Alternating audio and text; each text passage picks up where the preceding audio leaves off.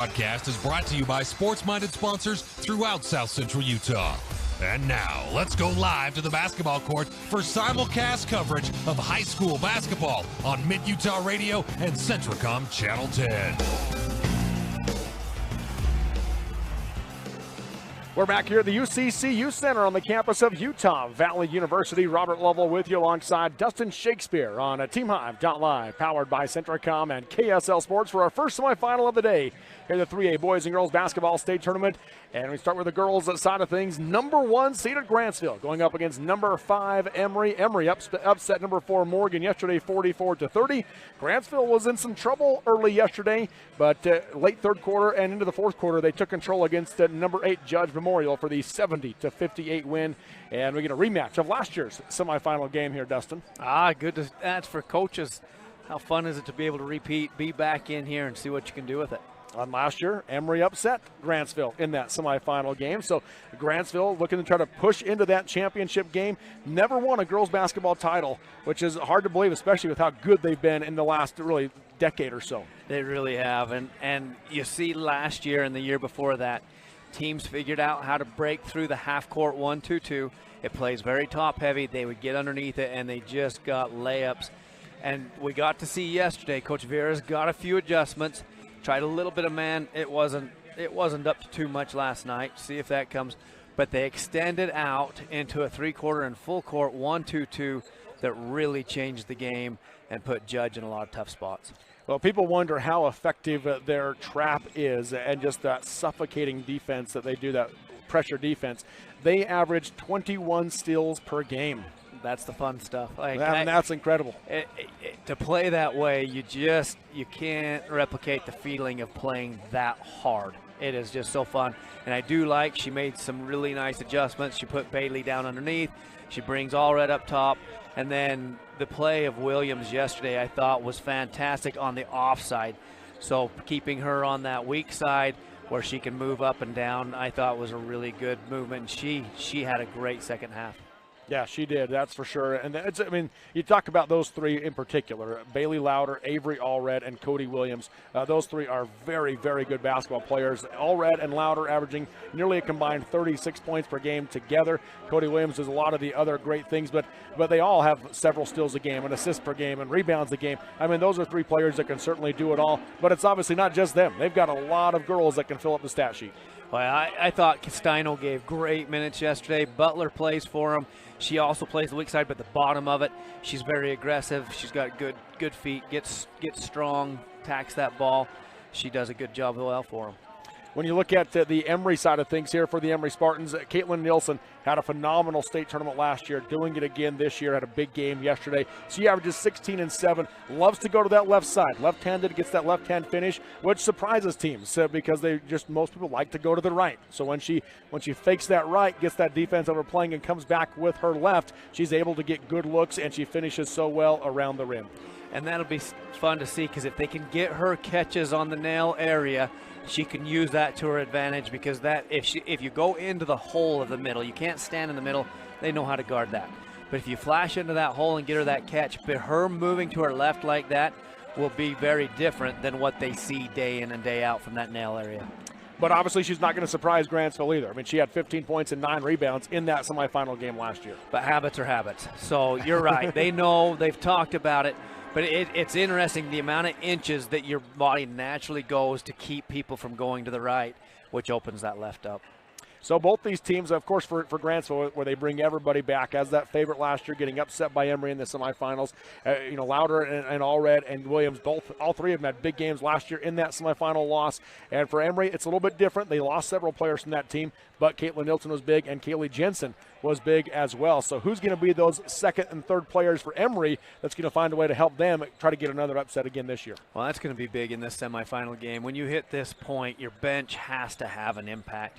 You can't miss them. You can't just run 5, and especially at the speed that Grantsville plays, you've got to be able to rotate people in and out, and they've got to contribute. Yes, they do. When you look at this game now, Dustin, what are the keys that you break down with these two teams in this semifinal scenario? Because we do see oftentimes that this could cause a little bit of nerves as well in this game. It is, and in these games it comes. Dwayne Peterson always talked to us about it, and he'll still, anytime you talk to him, You've got to be able to do the simple things and not make those simple mistakes, because you're going to make mistakes, but it can't be a mistake on inbounding the ball. It can't be a mistake on just a wild shot or a poor execution on a screen. You've got to be tight on those things. And I think for Grantsville, it's going to be their ability to just adjust their defense. If they allow Emery to go through it and they hang with that same thing and they don't adjust, they'll be in trouble. We did see a 2-2-1 out of them yesterday, and I'm curious to see how they choose to use that, because it can flip the way you're moving, because the trap is side and right, get you in a trap and get you in trouble. A 2-2-1 can be a whole different type of press. So for Grantsville, defensively, when Emery's getting momentum, what do you do to change that momentum? If you're Emery on the other side, can you make a skip three? Skip threes are going to be available. Do you have a good action to get down to the baseline and attack and make a dump pass, because that'll be there as well? So how do you get into those gaps, and how do you purposely create them? When you go against a zone, if you can force it to move the way you want it to because you force that gap, then you can drop into it, and then you usually have a trailing action that comes open because you're pulling them to you. They talk about those skip threes, and Emery is a team that does have some shooters on the outside. You look at Cabry Gordon, you look at Sage Curtis. Those girls are going to be able to get set and get those shots if they can get the passes to them, because Bailey Louder makes it difficult to get those skip passes across the floor. She's so long, and so that is challenging. And so when that skip comes, it's got to be on target. You watch these shooters catch in this game.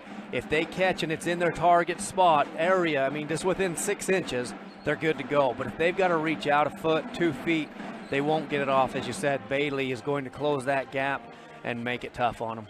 And then how do you slow down on the Emery side? How do you slow down the Grantsville attack? Because they create so many turnovers, they're moving. It's not usually going to be in any sort of a half-court set. Your offense has to be a key in slowing that down. You've got to make sure you don't allow that trap to speed you up to the point to where they're getting long rebounds and running out on you. That's a big piece of it. And then when you get down and you can move with them, make them pass the ball. They love to feed. They want to score. Take a minute, be intentional, and make them start to itch, and you can get them to stretch. So we'll watch for those things here in this game as just a couple minutes before the starting lineups are being announced. Any other things you see as key factors in this one, Dustin? Well, you always look to, again, what can you do to slow Bailey herself down? She ended up with, it was a super quiet 27 points yesterday. But as quiet as it can be. Well, it was crazy, because when I looked at the stat sheet, I'm like, what? How did she do that? And so you've got to stay in front of her, and a lot of it has to do when she turns you over. She's so good left and right. She can go either way. But you've got to know where she's at, because if you can score quiet 27, she's got the potential to go a whole lot more. Yeah, that's true. When you look at ball handling against the press of Grantsville, how crucial is it to have ball handlers, or is it more about just making sure you're getting the passing that you need? Well, it depends on how you want to break that press. A lot of teams like to go back and they'll two-guard just so they put an even man versus the odd man front, so they use the pass heavily. A lot of teams will use a 2-1-2. And so they use the pass heavy. But when you've got Roy Williams, he said it well at clinic every time. He says, if you've got a great point guard, send them through it. They can't press you. There you go. So Kaylee Jensen, we'll see how Coach Farmalo wants to use her in that point guard role. Megan Stilson coming off the bench as a secondary point guard for the Emery Spartans team. The two teams are working their way towards the bench. We'll get the UHSAA announcements before this semifinal game, and then we'll be ready to go for the starting lineups here between Grantsville and Emery. According to Max Preps, Grantsville favored by 14 points in this one. That's how good Grantsville has been this season. And they have. They've just done a great job. They've scheduled strong. They've attacked. And they are tough. Just a fun team to watch. But I like Emery, having upset them last year. They've got confidence coming into this one. They know a few keys on how to get through that pressure and attack it. And they know they have a game plan, and that's fun to see. I'll go ahead and give the starters for the visiting Emery Spartans. We'll have Dustin give the starters for the home team, the Grantsville Cowboys. Again, Grantsville, the #1 seed, just one loss on the season as they come in at 24-1. They went 10-0 in region play. Emery 15-10 on the season. They went 10-5 in region 12 action. And Emery averages 50 points a game compared to 44 giving up, but 66 points a game for Grantsville on the season, and they've only allowed 37 per game. Here's the starters for Emery. First off, running number 1 is that senior point guard, Kaylee Jensen. Number 11, a junior guard, Cabry Gordon. Number 14 is a sophomore, Skylee Guyman. Number 22, a senior in the middle, Caitlin Nilsson. And number 35, a senior forward, Sage Curtis. And again, they are coached by John Faimalo. And now the starters for the home team, Grantsville Cowboys. Here's Dustin Shakespeare. All right, first one out of the gate, it is Bailey Louder. She's a senior.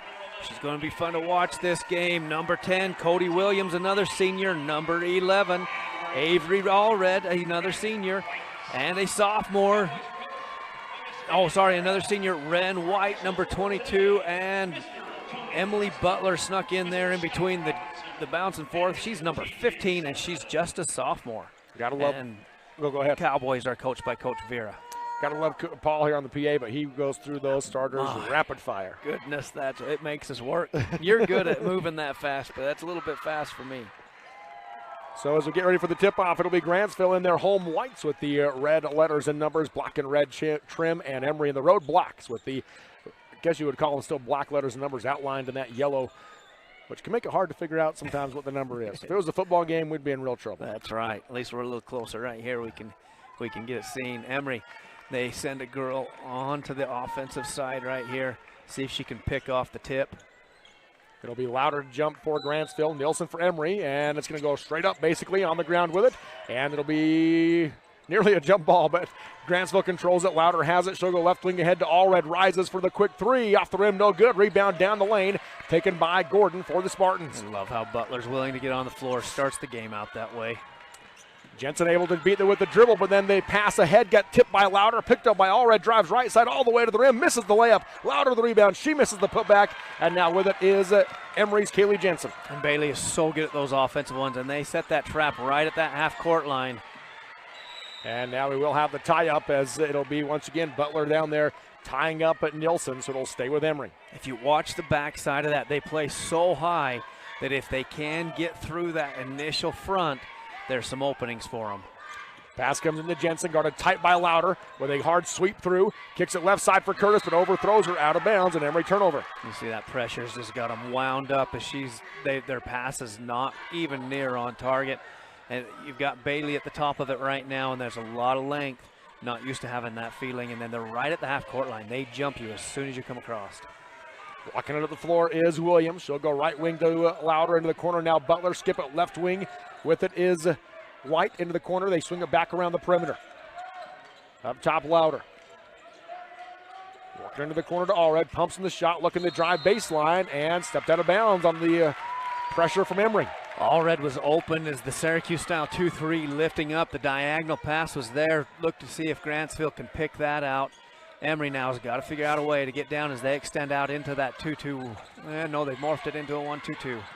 Jensen's pass up ahead got tipped by Allred. Remains Emery basketball. Coach Faimalo off his seat talking to his team.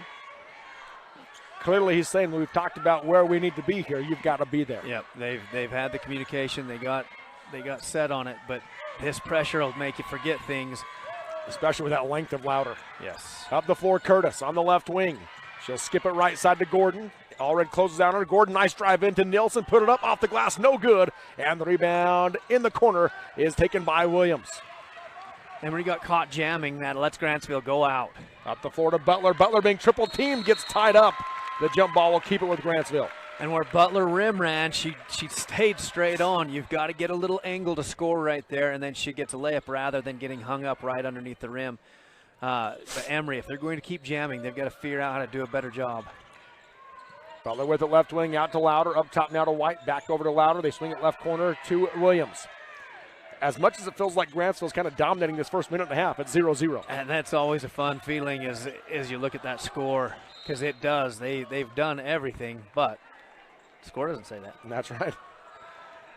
Allred was falling out of bounds on the baseline, able to throw it off the head of an Emery player, so it'll be Grantsville ball underneath. So, they were going to stack up and change it into a triangle, dropping down, leaving Butler open, but they couldn't see her. Pass tipped on by Gordon, but taken by White for Grantsville. Williams yo-yos up top. I don't know. And shot clock's going to go off. They don't get the shot off.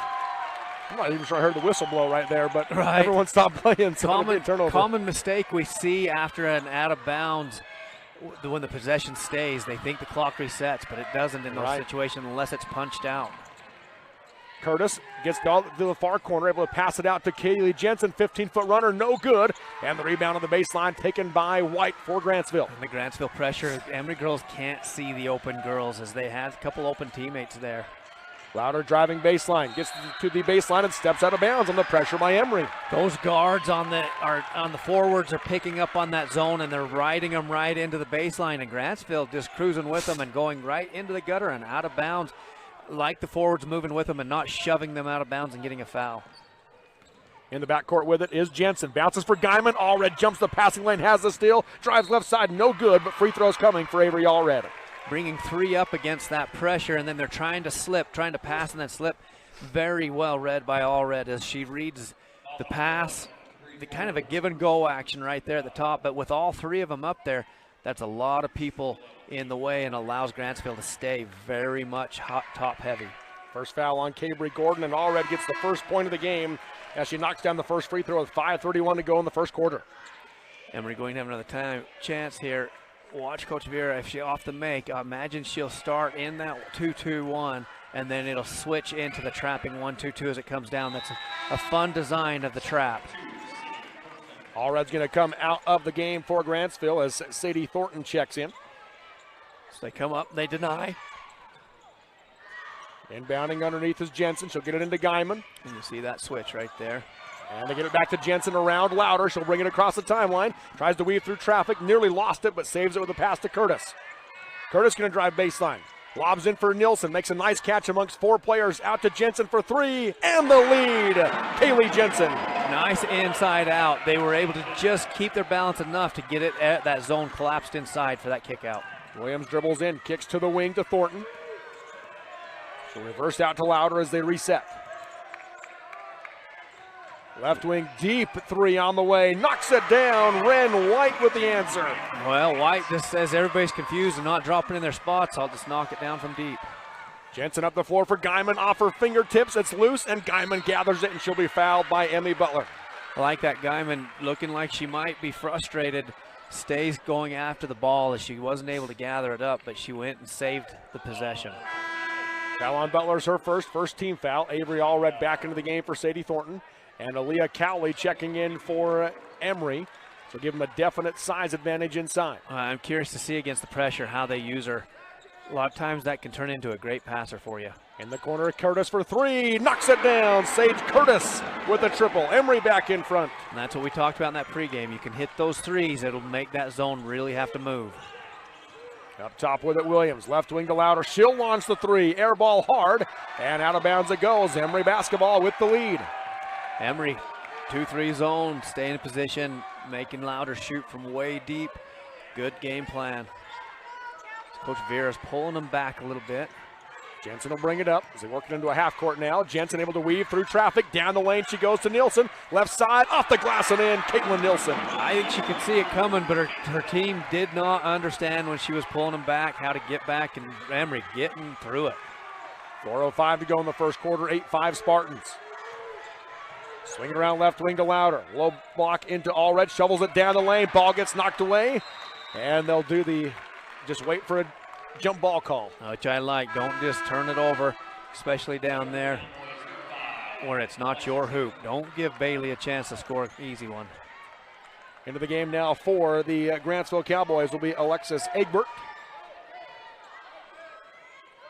Still using that three, and they really have a fourth one right there in the middle, so very, very high by Emery as well.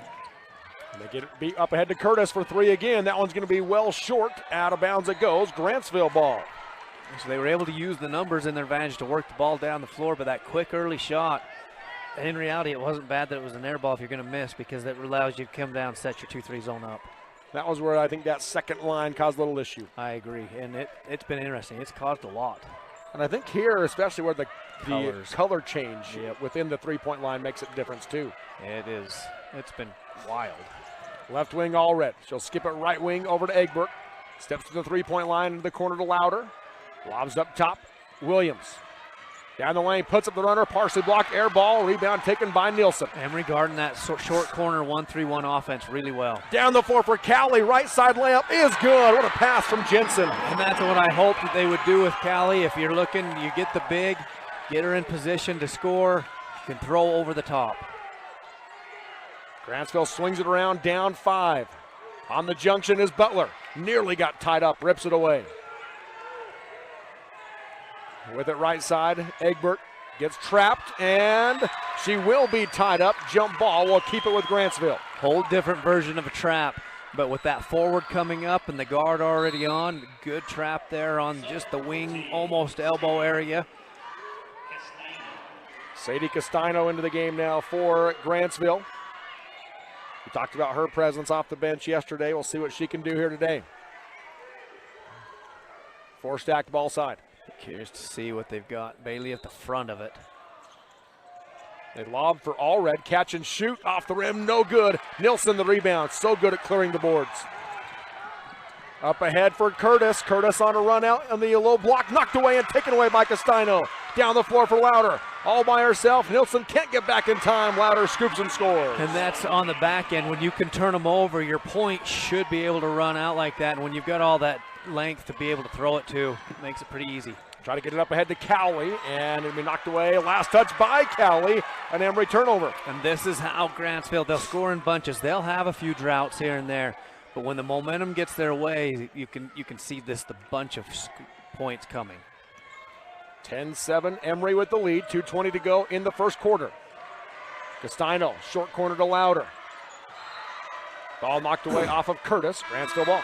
So that 1-3-1 short corner's got some action. When the short corner catches, your nail's supposed to dive off into the hole that you created when it created a vacuum. Watch to see if Butler drops off that, as Bailey's been running that short corner for him. Megan Stilson in for Emery. Williams has it, puts it the 14-foot runner off the glass, no good. Stilson the rebound. Good defense. Zone staying in position. Stilson down the floor. Tries to pass down the lane, taken away by Castano, and got away with the double dribble. Pass down the floor, though, intercepted by Nielsen. Emery gets it right back. Emery transitioned back really well. They've gone away from some of that early jamming. I don't know that it was on purpose, but it's getting them back in transition. Pass in for Cowley, knocked away by Castano. Into the corner it goes to Gordon. Underneath, she gets it to Nielsen, put it up off the glass, missed it short, and her and Butler fighting for the rebound. Jump ball will keep it with Emery. Nielsen sees the ball really well. She understands where it's coming, and she goes and sucks it up. Coach Fremalo with the call.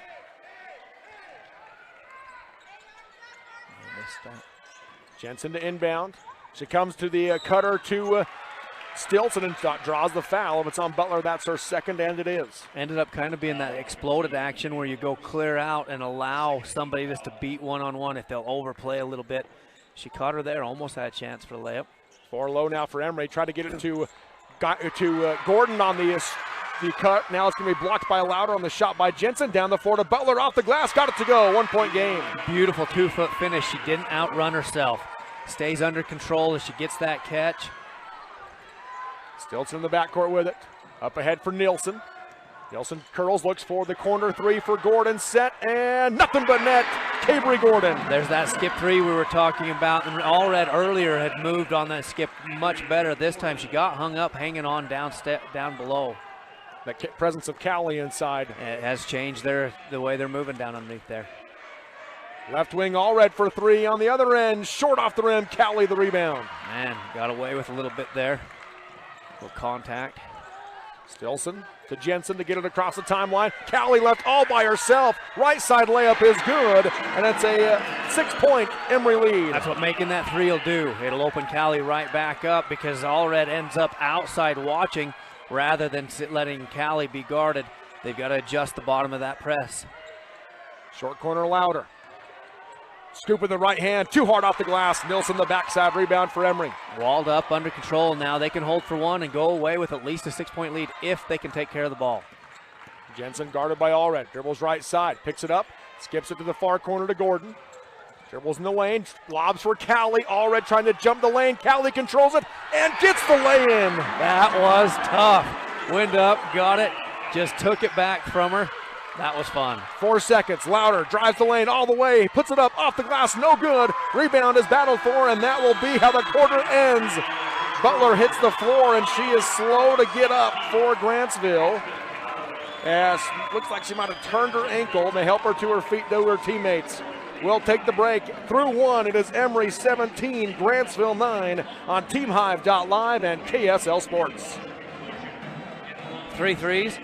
Since 1947, Barney Trucking has built a reputation of unparalleled customer service and satisfaction in the trucking industry. Barney Trucking is now hiring drivers statewide, including Beaver, Millard, Sevier, San Pete, Juab, Carbon, Emery, Utah, and Salt Lake counties, as well as many other locations. The job includes a home daily schedule, excellent pay, benefits, training, retirement, a positive work environment, and requires a Class A CDL license with doubles endorsement. To apply, go to barneyjobs.com. That's barneyjobs.com. Hi, I'm Barrett Hilton with TeamHive.live, where we've created a locally run video streaming platform for Utah schools. On our website, you're not going to wade through a bunch of unrelated content.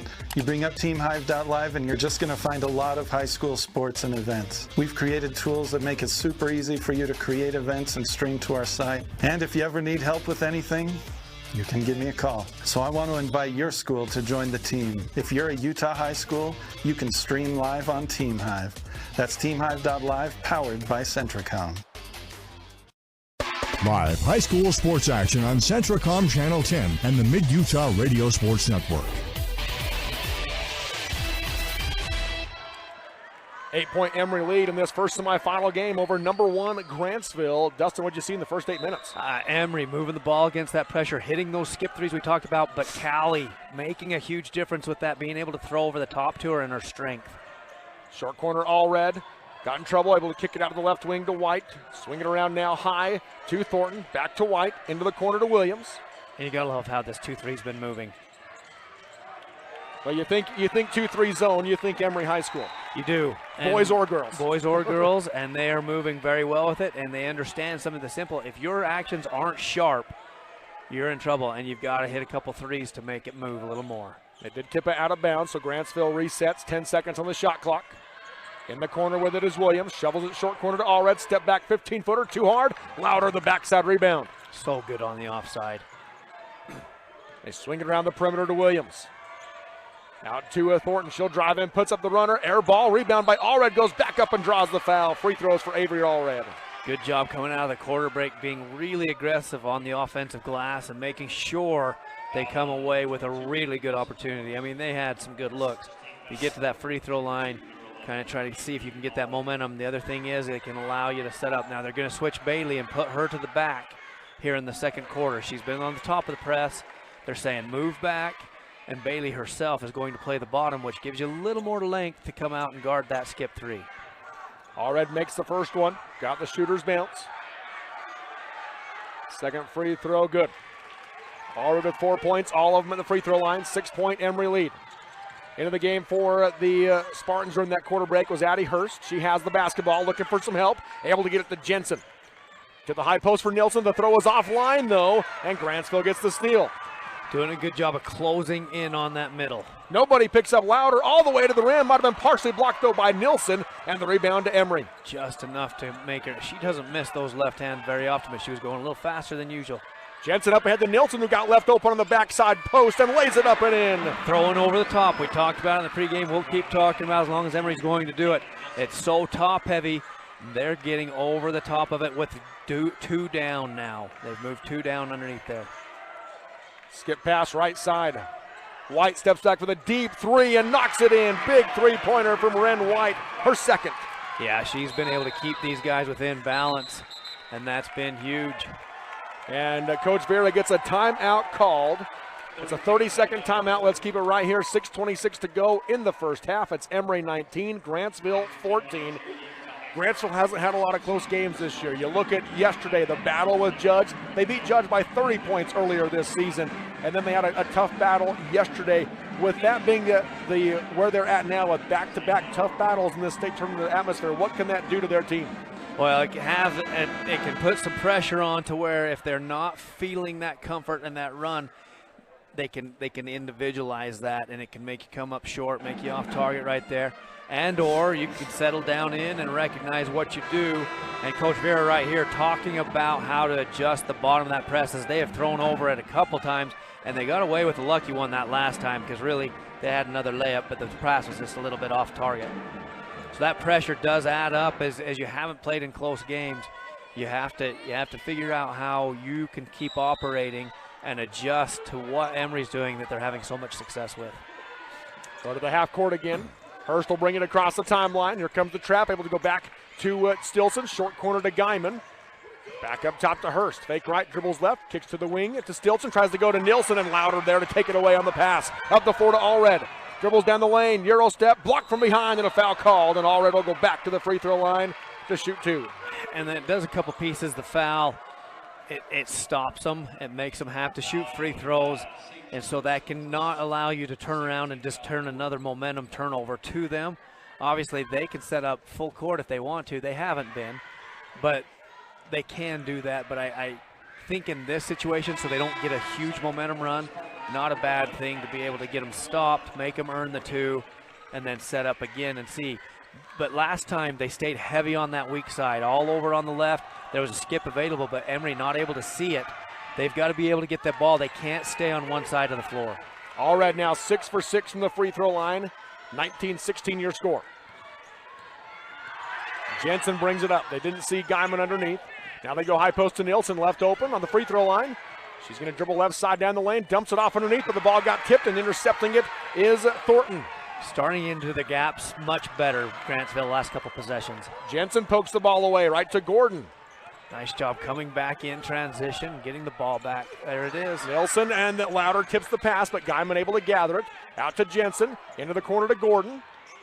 Putting Bailey down has changed. She's deflecting things. She's got the length in there. It is changing things on the bottom. Now they try to go high to Guyman on the low block and overthrow her out of bounds. Watch how she's fronting. It's a good adjustment. It protects her for a minute, gives her some rest. But on the other side with that length, you can see it's caused Emery some challenges. They bring Aaliyah Cowley into the game for Caitlin Nilsson, giving her a breather. Jabri Sharp checks into the game for Skyly Guyman. And Cowley, she changed it last time when she came in. I'm really curious to see the matchup now and how Bailey will move. Up top with it, Williams. Left wing she goes into the game for Grantsville is Camry Allen. She has it left wing. Louder, straightaway 3, off the rim, no good. And Allred the rebound, goes back up, no good. Rebound on the backside, tie up between Allen and Curtis. Kind of like these officials, they give you just a little bit when that tie-up happens. They give you just a little bit, see if you're strong enough to pull it from the other. It's not in a situation where somebody's on somebody's back or anything like that. It's just two hands, who's tough. Jensen walks it up. Bounces high for Cowley. She'll face up. Right wing to Curtis, sets for 3. Sage Curtis with the triple, she has 6. So with that throwing over the top, they've sunk really bottom heavy. The top hasn't adjusted and is not protecting the middle very well. Emery taking advantage of it. Emery is doing great with the chess match of how they're trying to adjust this pressure. Williams left wing. Works her way to the middle. Puts up the shot, blocked by Cowley. Comes up by Allred, tries to pass it to Louder, stolen by Gordon. Same action that press will do. They were able to get her down in there and take it from the gutter pass. Gordon out to Jensen, back to Gordon left wing. Skips it to Curtis. Curtis dribbles middle, up top to Jensen, drives left, puts up the 15-foot runner, off the glass and in. Kaylee Jensen with 5. If you're going to beat the #1 team in the state, you've got to have a few of those things happen for you. And a timeout call by Coach Vera. 4:10 to go in the half. 30-second timeout. We're going to keep it here again. Emery 24, #1 Grantsville 16. Who came in the game? Aaliyah Cowley. And it changed everything again, how they're moving. They're focusing the bottom of that so heavy that's putting the middle, the offside is not dropping to the middle to front. They're staying up high like they like to play. And this long floor, they're staying even 5 feet higher. So that strip to the bottom, that middle is just wide open, and Emery is punishing them right now with it. So let's talk Coach Raimala, what he needs to do to make sure he keeps Aaliyah with the breathers that she needs, but also being able to keep her on the floor as often as she can be. Yeah, you hope for the tempo piece, and you hope that you can keep her just on the floor with your tempo. But can you keep an eye on what's going on and the momentum shifts, and give her just a quick breather and find those times to maximize it? Maybe a free throw, get her out, give her 30 seconds, and then get her back in. That's a fun piece that he does have to work with. 8-point Emery lead, 4:04 to go in the first half, 24-16. Do not leave her, sorry. Do not leave her on the bench too long. Double dribble on Williams as she wanted to pass it, then decided to dribble, then passed it. Just sitting back in, and I would imagine, I don't know how many zones Grantsville's seen this year, but their actions aren't real clean, and they're going to try that with Callie right here. They've got the lead back. See how long they leave her on the bench. They bring Nilsson back in. They go high post to Nilsson. She'll face up on Louder. Comes out to Curtis. Hands back to Jensen as they reset offensively. High post again to Nilsson. Nothing on the backdoor cut. Picks up her dribble. Tries to curl in. Still nothing there. Gives it to Jensen on the cut to the lane. She'll hand it off to Sharp. Ball goes to Nilsson. Left wing to Gordon for three. Short off the rim, and the rebound to Louder. Grantsville going with the new zone matchup that time. Williams has the ball poked away, and Jensen gets a steal for Emery. Williams had a little slow first half yesterday. Be curious to see as she starts getting into, as we get towards the second half, what happens there. Jensen picks up her dribble, tries to pass to Curtis Allred, timed it perfectly to steal it, and gets the lay-in on the other end. She's such a good one to get up in denial, straight up on the line. As soon as she saw her pick the dribble up, she went up the line and ran out. 24-18. Now nearly a pickpocket here. Ball's on the ground. Girls diving for it. It'll be another jump ball, which will give it to Grantsville, and Emery turnover. 3 Grantsville girls on the floor. Just so tough right there. And Callie not coming back in right here on this dead ball. 24-18 your score. They're going to bring Megan Stilson into the game for Kaylee Jensen. So you look at this, we talk about turnovers. Emery with 11 turnovers, what I have so far. But this is a Grantsville team that only averages 13 a game, but they also have 9 right now. They have really struggled with their actions against this 2-3 as it moves well, moves in and out of that 2-1-2, and now right now they've got the bottom ones down low. All red air ball and the little one-hand floater, and a foul on the rebound. Sharp had it for Emery and fouled by Louder. Grantsville crowd letting the official hear the boos. Well, I like she circled around when we talked about the officials allowing that tie-up to go for a second, but she pivoted, which wrapped Louder around a little bit and made it easier for him to call that foul. So now it looks like Grantsville's going to step up, maybe put a little denial pressure on. Got one on the ball. They do bring Callie into the game. Pass comes into Gordon. And it just breaks back down.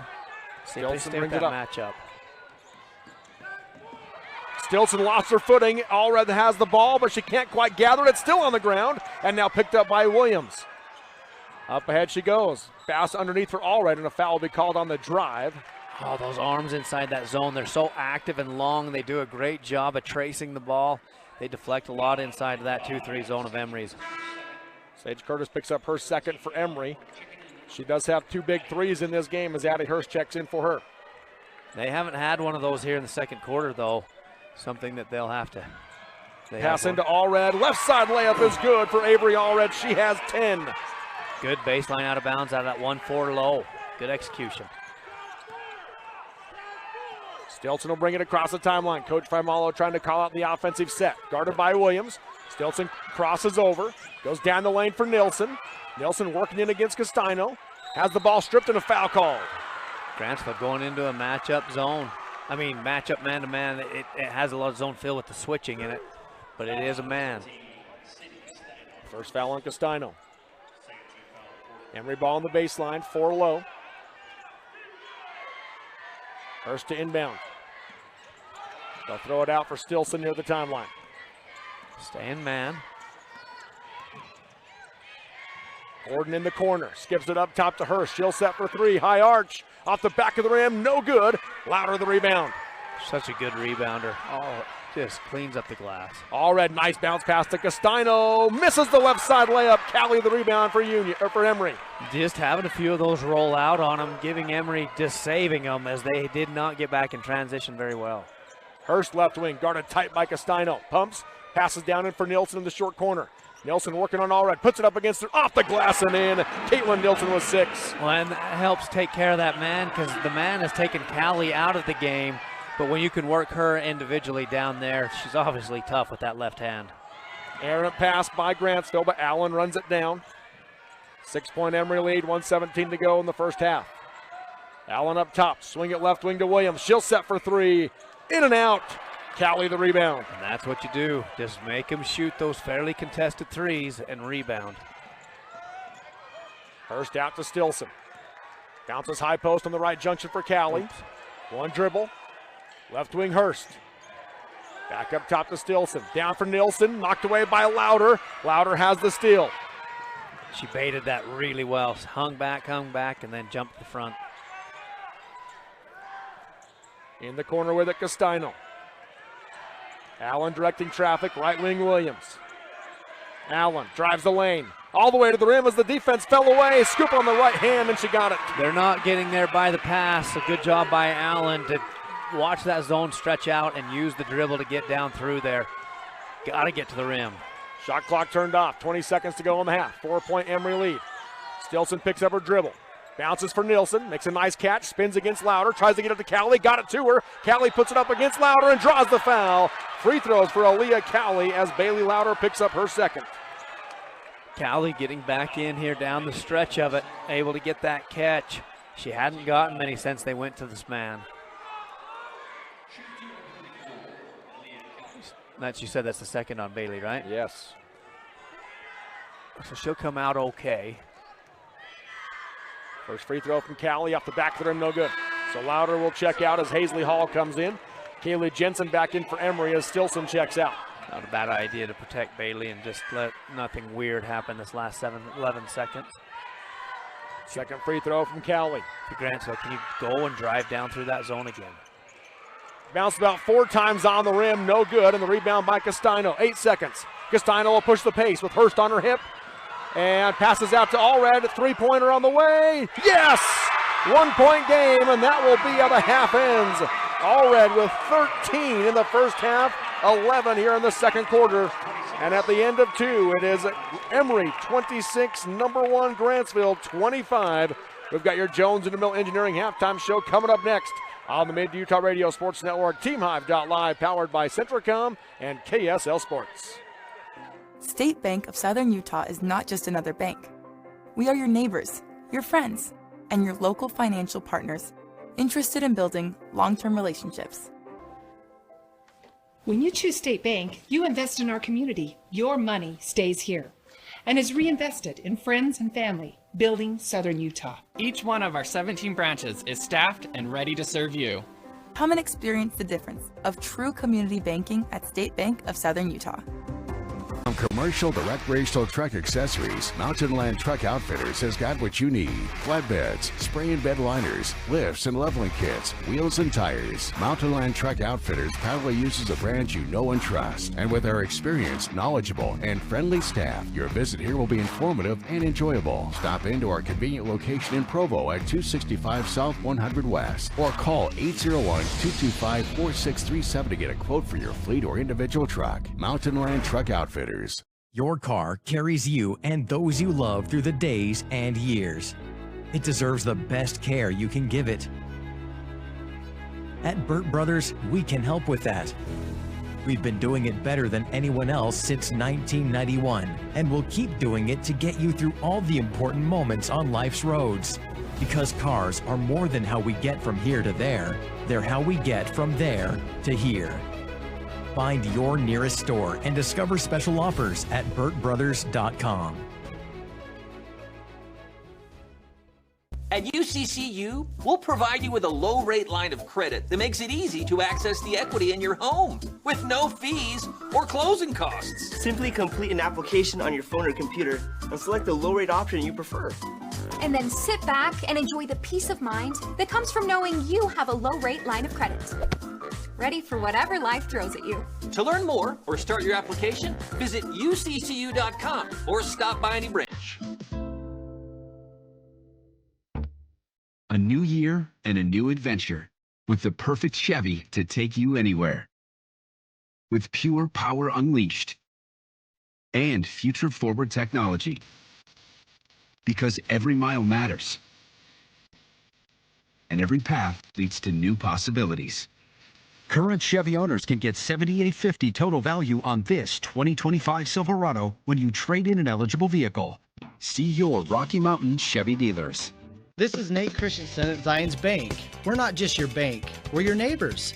And with a branch right around the corner, we're here for you wherever you are. For all your personal and business banking needs, come visit us and let us show you how Zions Bank is for you. These days, kids do a lot of their homework online. They talk to their teachers, they receive assignments, and they do research, all from our kitchen table. That's why I chose Centricom Fiber Internet. They have the fastest and most reliable connection, so my kids can stay on top of their schoolwork. Live high school sports action on Centricom Channel 10 and the Mid-Utah Radio Sports Network.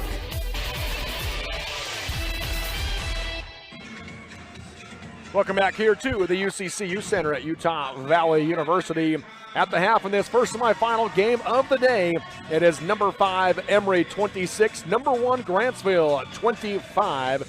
And now the Grantsville drill team entertaining the crowd here inside the Jones Intermill Engineering halftime show, supporting our youth in their efforts to develop new talents and passions, paving the way to success. That's Jones and DeMille Engineering. So a 1-point Emery lead over Grantsville. Dustin, your takeaway from this first half? Been a fun chess match between the two teams as realistically the zone of Emery has not had to adjust a lot, but Grantsville doing a better job here in the semifinal game of adjusting through their defenses. Bringing Bailey to the bottom helped, and then going to the man I felt was a really good adjustment. It took away a lot of what Emery was doing against them. Let's look at the first half stats. Again, appreciate Brad James for providing these for us. First off, for Emery, they are led in half number 1. Pretty balanced scoring, 6 points apiece from Caitlin Nilsson, Sage Curtis, and Aaliyah Cowley. And Nilsson also has 4 rebounds. Cowley has 3 to go along with her 6 points. 5 points from Kaylee Jensen with 2 rebounds and 2 assists. And 3 points from Cabry Gordon for the Spartans. They're shooting 61% from the floor, 57% from 3, 0 for 2 from the free throw line. If you're going to be the number 1 team, you got to have that go your way. And they've done a nice job, and a lot of that credit. They know how to move the ball very well. Yeah, not forcing bad shots, getting good looks. Yep, they're taking advantage of it that way. On the Grantsville side, Avery Allred, a huge second quarter, 11 points in the second quarter alone. She has 13 at half with 3 rebounds and 3 steals. 6 points from Ren White, 2 big threes for her, and then 2 points apiece for Bailey Louder, Emmy Butler, and Camry Allen for the Cowboys. They're shooting just 32% from the floor, 38% from 3, and then 6 for 6 from the free throw line. And Rand kept them in touching distance, and then Allred, and that's the fun thing with Grantsville is they have that breakout potential to where it's just somebody's going to get a bunch of points, and right here in the second quarter, it was Allred. Louder, generally when I've watched her, she stays patient. She knows her time will come as she moves in and out of these different pieces. But the 2-3 zone, I think they've done a nice job. She hasn't gotten really any good catches inside there. Yeah. Other stats look at rebound stats, 11 to 11 on the offensive glass, or on the rebounds, but 5 to 0 on the offensive glass for Grantsville. That's a little rough right there. 5 to 0, you got to get that fixed. Make sure you get a couple of those other possessions coming back your way. And then turnovers, 15 for Emery, 12 for Grantsville, which is what they do in a game. Right, yeah, and that's what you talked about, the difference, because you know that Grantsville is going to turn you over, but Emery doing a great job to be able to turn them over, and I like how their hands are so active in that zone. A lot of times zones, their arms will tend to drop and you don't get those deflections, but Emery, well disciplined, keeping their hands in the passing lanes and causing a lot of problems that way.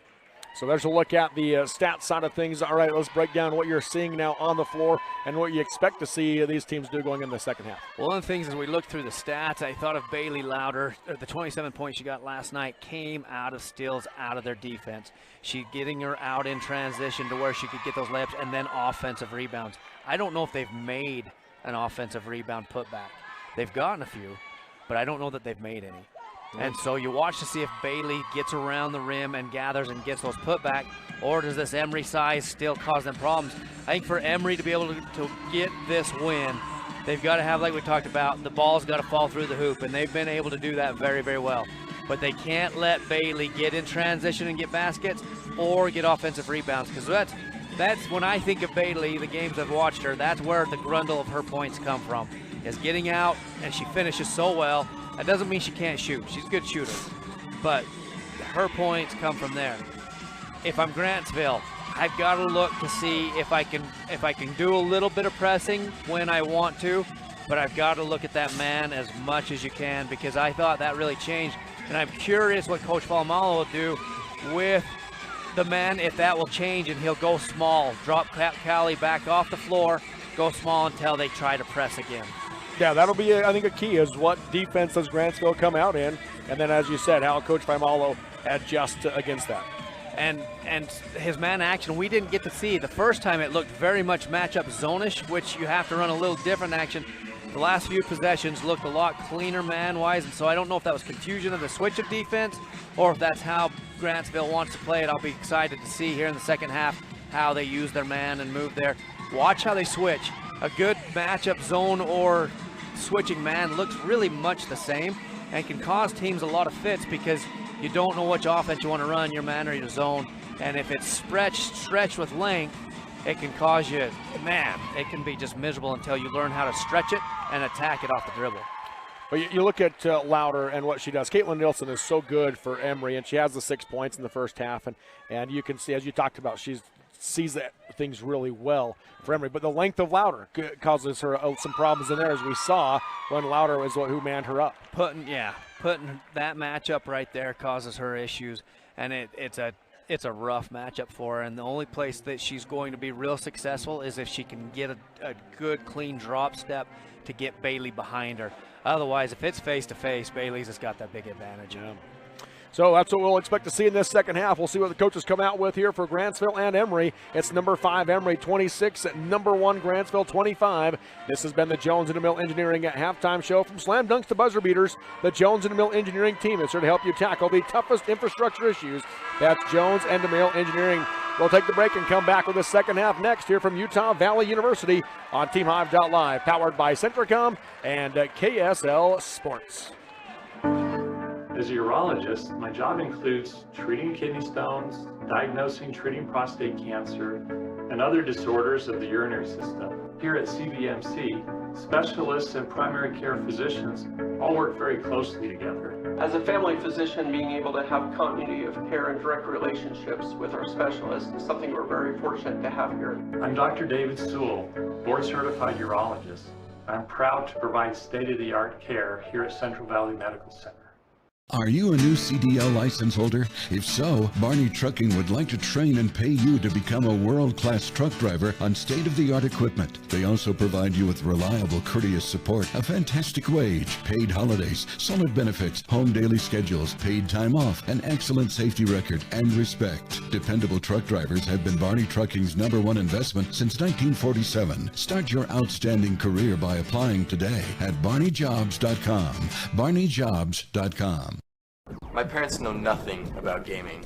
I told them we needed Centricom Fiber because it's by far the fastest and most reliable internet speeds. Hey bud, dinner's ready.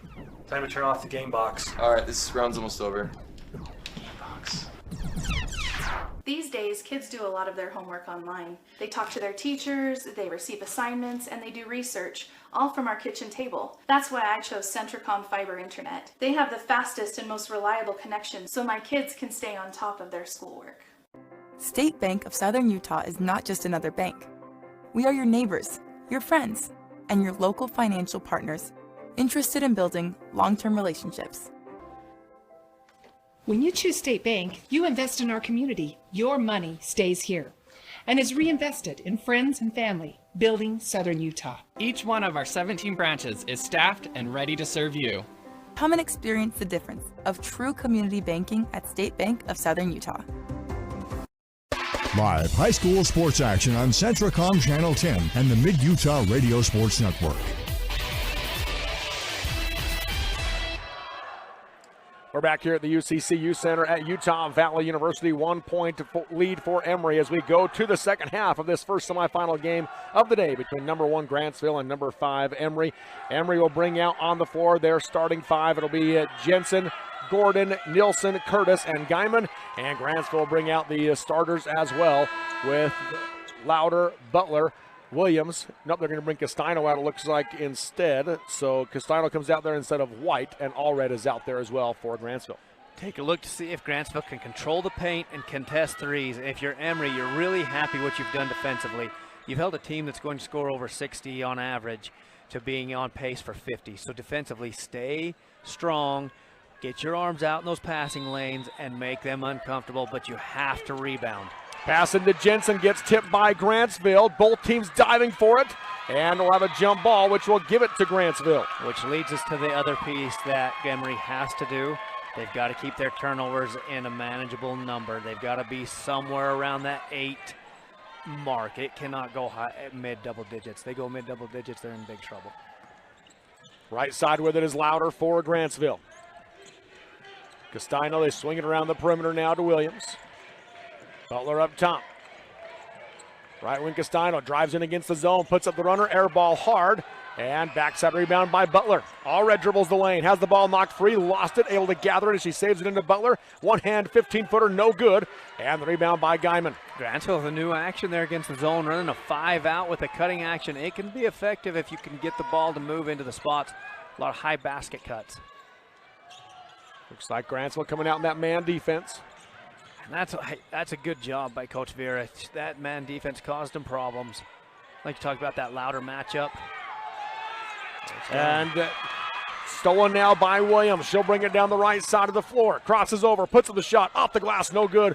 Allred the rebound, no good on the putback. And she gets another rebound, and she's fouled. I love how these Grantsville girls all are not even at all worried about using their left hand. They use their left hand a lot. Cabry Gordon will pick up the foul, her second, team's first. The 1-4 low is a good thing to try it against the 2-3 because you flatten it out, and that's the thing it can open up right there. Allred for 3, off the rim, no good. Nielsen the rebound for Emery. If it doesn't flatten out, your corners are open. Jensen brings it up against Williams. And Williams knocks it free. Jensen able to gather it, throws ahead for Williams, or for Nielsen, excuse me, and a timeout called by Coach Faimalo. Heads up. Good timeout right there. Just Williams, what a hound. She just get you, and they were in big trouble. He decided he wanted to save that possession here as he hadn't used a timeout. 30-second timeout by Coach Faimalo. We'll keep it here. Similar to the first quarter right now, Dustin, where it feels like Grantsville's just owning the game, but no one scored. Nobody scored, and I was wrong. They had used one, so that brings them down 3. So that's a little more depending on you are the underdog. So saving possession probably is key, and rather than having a timeout at the end of the game. So do that. And you talked about they've come out, been very aggressive. Williams, I think she lives for the second half. I watched her yesterday. She played good. She did some good stuff. It was real nice. But then she came out in the second half and just tore things up. And right here, starts off in the first minute and a half just doing the same thing. She was getting after it. Ball pressure is just fun. Gordon inbound, lobs in for Jensen. Allred knocks it away. Last touch by Jensen. Grantsville ball. Allred Williams switch was on target. That was a seamless switch. As you watch that replay, that was beautiful. Good teamwork. Louder right wing. Gonna drive through the defense, and a foul called as she tried to step through the two defenders. Yeah, the gap, instead of coming down and over, went straight over, and so it kind of closed like a door rather than getting underneath and stopping the Louder drive. First foul on Jensen. In the corner, Allred pumps, drives in, scoop with the right hand, off the glass, no good. Jensen the rebound for Emery. Allred pokes it away from behind, and she has the ball. Tries to pass it out, but taken by Sage Curtis. I think the main man, Bobby Knight, was at halftime for Grantsville and said the best thing to use against the zone's a dribble.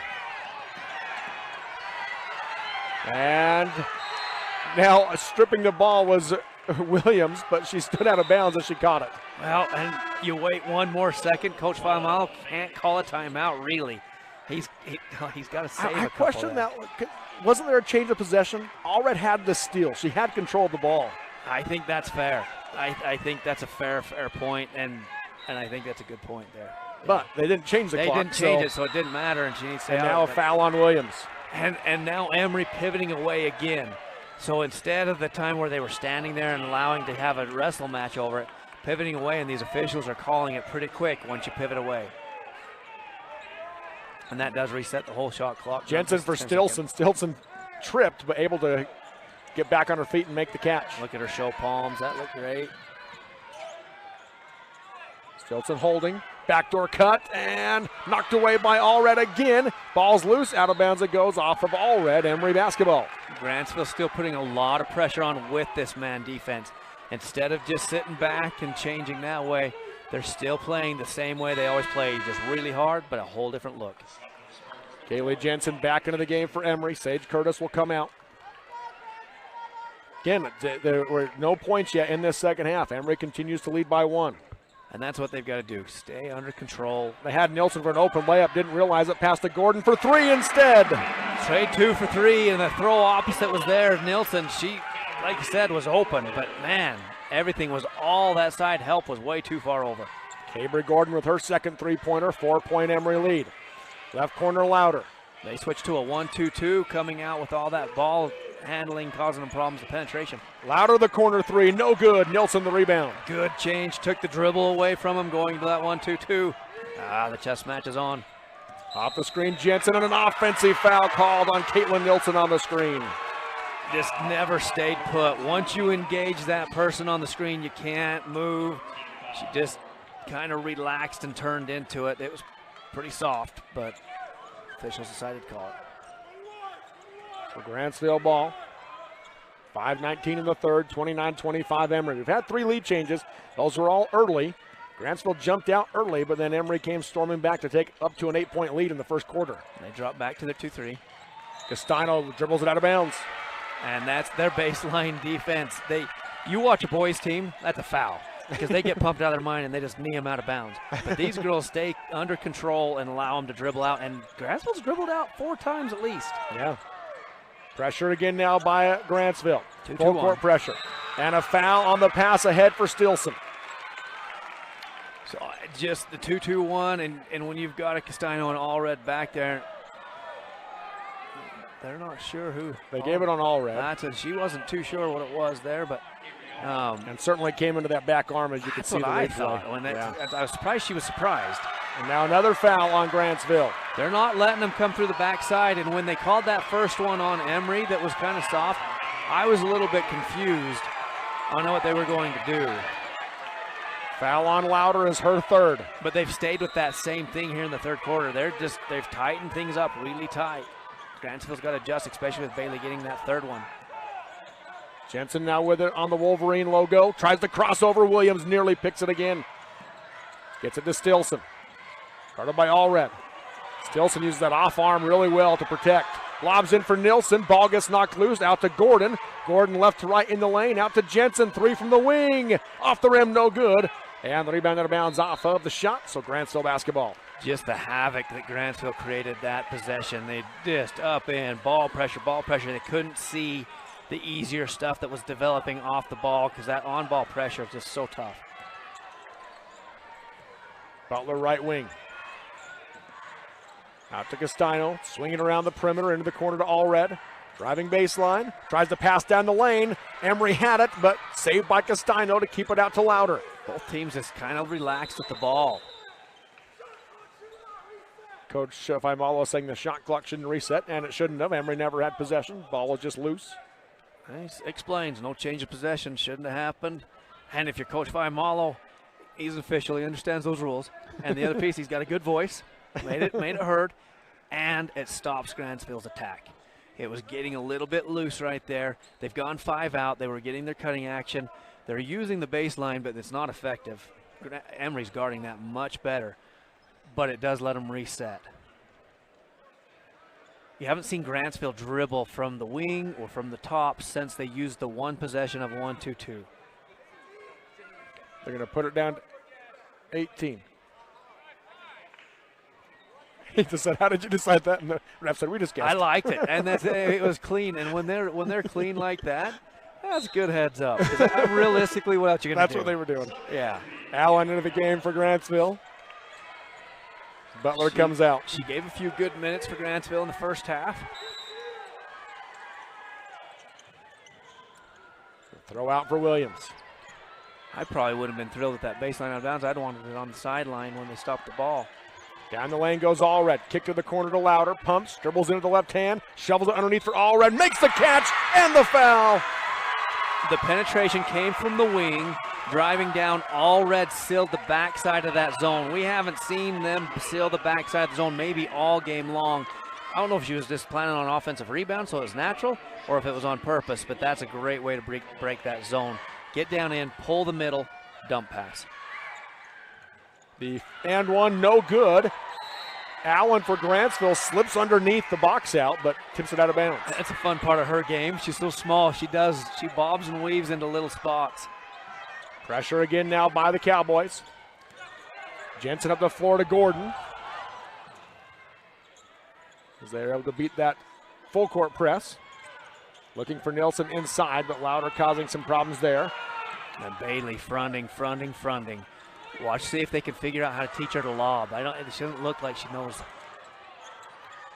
Jensen, 15-footer, got the bounce. Kaylee Jensen from the free throw line. That's one thing you like about this Emery team is they shoot the ball when they get an opening. They get it up in the air and give it a chance to go in. Left wing Allen, dribbles in, lobs right side for Castano. Drives baseline, got cut off, and Stilson has the steal. Tough. Got her just hosed up there. I think they're looking for that dump, but this time they stayed a lot more disciplined. Middle stayed in. Right wing Gordon.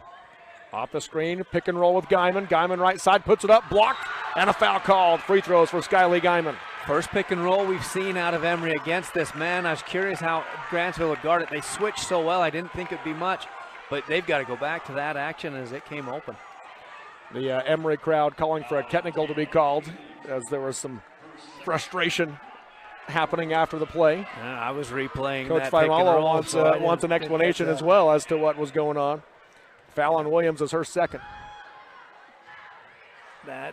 You talked about what that does to a team that's used to winning big all the time. It can, if you don't have strong discipline, it can cause some of that frustration because you expect to come in this game and at this point be 15 ahead. Yeah. And instead you're down 4 and then she's at the line for 2. Diamond missed the first one. Second one good. Her first point of the game. 5-point Emery lead. Aaliyah Cowley in for the first time here in the second half. And given a well-deserved break as there's been a good battle. Now Cowley, she helps take away some of that dump passing because of her size. They're going to go 1-2-2 this possession. High left side is Williams. Castano down the lane for Louder, working on Cowley. Backdoor cut for Allen, off the glass, missed it short. Rebound, saved by Nilsson into Gordon. Allen's a heady basketball player. You see her use that baseline the right way. Cross the floor to Gordon. Picks up her dribble. Needs some help. Able to get it out to Jensen. Underneath, stolen on the pass. Long pass taken away by Castano. Down the floor she goes and gets tripped up by Stilson. Well, that's one way to stop transition. Just get up and ended up accidentally getting into her feet. Foul on Stilson. Her first. Now, both teams will be in the bonus the rest of the way through this third quarter. Yeah, we didn't have that as an issue in the first half, but they came out tight in the third quarter. Castano makes the first one, her first point. For Grantsville, do you try to run your 2-2-1? Do you stay back? I like how they can morph back into the man. You put a little pressure, and that's what they do. They come up, they communicate well. You watch them work the pressure, and then they'll break in. They talk well. Ooh, that's why you press right there. Yep, nearly a steal by Castano, but Stilson able to gather the loose ball. And now in the backcourt with it is Jensen. Over to Gordon, down the floor to Nilsson. Numbers now for Emery, dribbles in, passes across, looking for Stilson, knocked it out of bounds by Allen. Remains Emery basketball. Emery passes, they're not perfectly on target, but they pass so well where they go and get the ball. They go and chase down that pass, and that allows them to move up because it was almost another time issue, but they passed well. Now Bailey's not guarding Nilsson anymore. Oh, is it because they went zone sideline out of bounds? That looks like it to me. Left wing Jensen. To the corner. Gordon down the lane for Cowley. Skip it for Gordon left wing.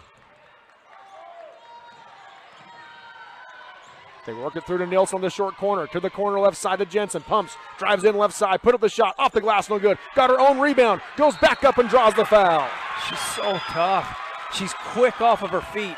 Her explosion is just, she doesn't necessarily elevate up in the air real high, but it's so fast. It gets her to the ball really, really well.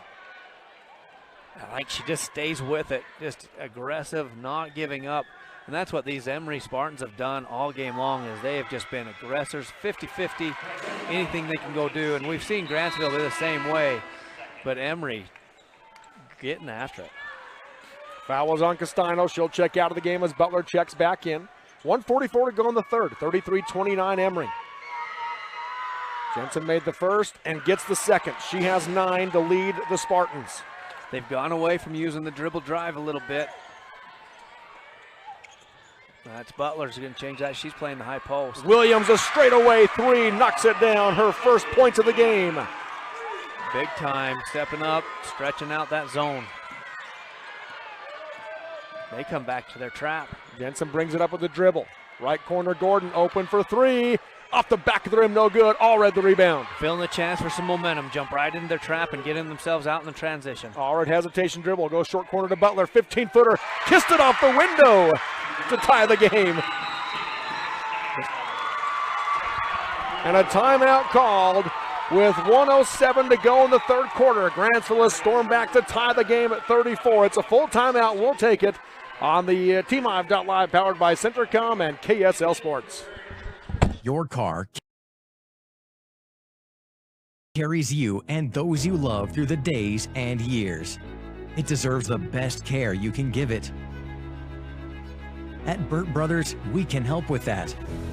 We've been doing it better than anyone else since 1991, and we'll keep doing it to get you through all the important moments on life's roads. Because cars are more than how we get from here to there, they're how we get from there to here. Find your nearest store and discover special offers at burtbrothers.com. Live high school sports action on Centricom Channel 10 and the Mid-Utah Radio Sports Network.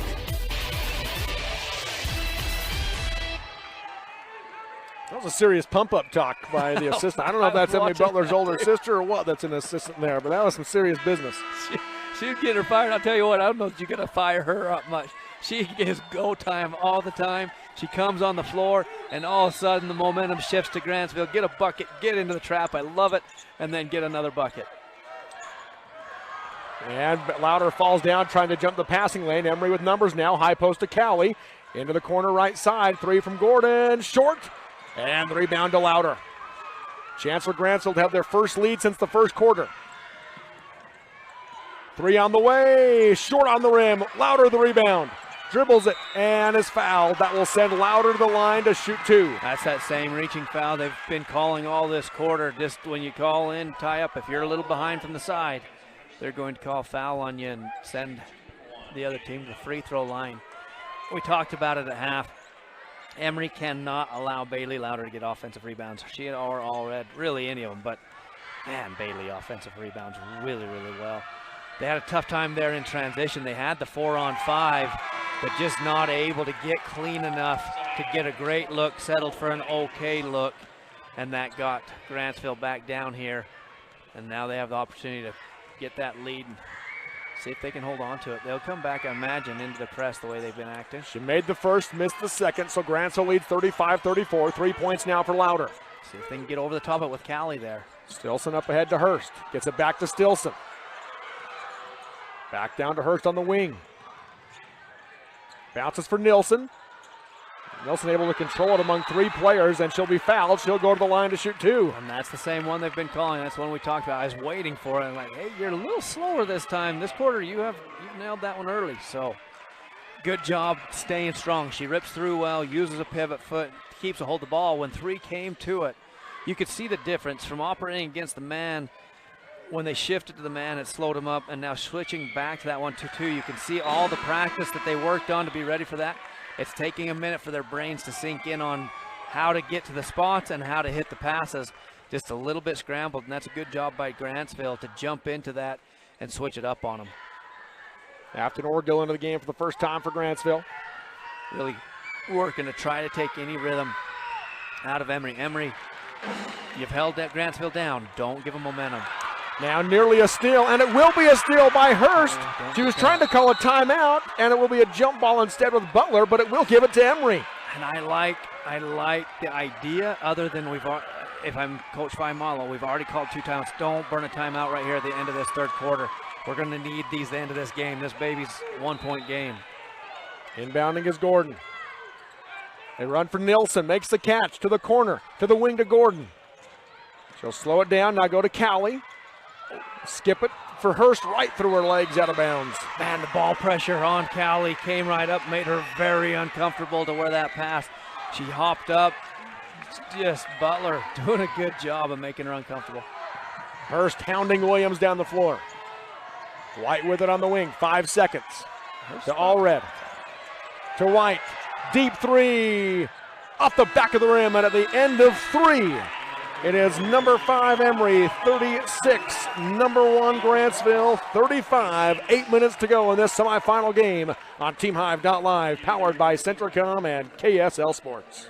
From commercial to recreational truck accessories, Mountain Land Truck Outfitters has got what you need. Flatbeds, spray and bed liners, lifts and leveling kits, wheels and tires. Mountain Land Truck Outfitters proudly uses a brand you know and trust. And with our experienced, knowledgeable, and friendly staff, your visit here will be informative and enjoyable. Stop into our convenient location in Provo at 265 South 100 West, or call 801-225-4637 to get a quote for your fleet or individual truck. Mountain Land Truck Outfitters. At UCCU, we'll provide you with a low-rate line of credit that makes it easy to access the equity in your home with no fees or closing costs. Simply complete an application on your phone or computer and select the low-rate option you prefer. And then sit back and enjoy the peace of mind that comes from knowing you have a low-rate line of credit. Ready for whatever life throws at you. To learn more or start your application, visit uccu.com or stop by any branch. Live high school sports action on Centricom Channel 10 and the Mid-Utah Radio Sports Network.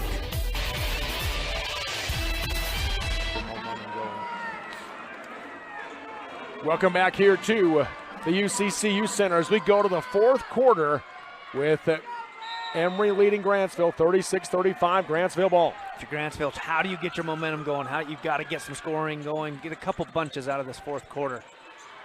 Up top with it is Williams. If you're Emery, don't let him take a wide open 3. Louder 4-3. Off the back of them, no good. Rebound gathered by Stilson. So lightly contested and rebound. You've got to hold him to 1 and done. I think Emery's got to have at least 2 threes made here in the 4th quarter. Ball gets tipped out of bounds. Last touch by Emery on the entry pass from Hurst, and Emery turnover. If you're Grantsville, that's what you've got to do. Switch in and out of your different defenses. Use them all. Make Emery uncomfortable as they get in a rhythm, and that's where they've been able to stay right here with this lead. If you're Grantsville, how do you figure out switch in and out of your man, switch into your trap, and get your momentum and roll with it? Callie Jensen back in for Emery. They switch back to the short corner offense. All right on the high post, drives right, fakes the pass, puts the shot up off the glass and in. What a finish. Man, over the top of Callie. That is tough. Pressure again by Grantsville. See if they can get over the top of it. We've got to get it across the timeline. They do with a pass to Jensen. Down the floor. There. Gordon underneath Nielsen, got wide open, pumps, defense goes by, and she lays it in. This long court, Grantsville plays like they're on a short floor, like they're at home.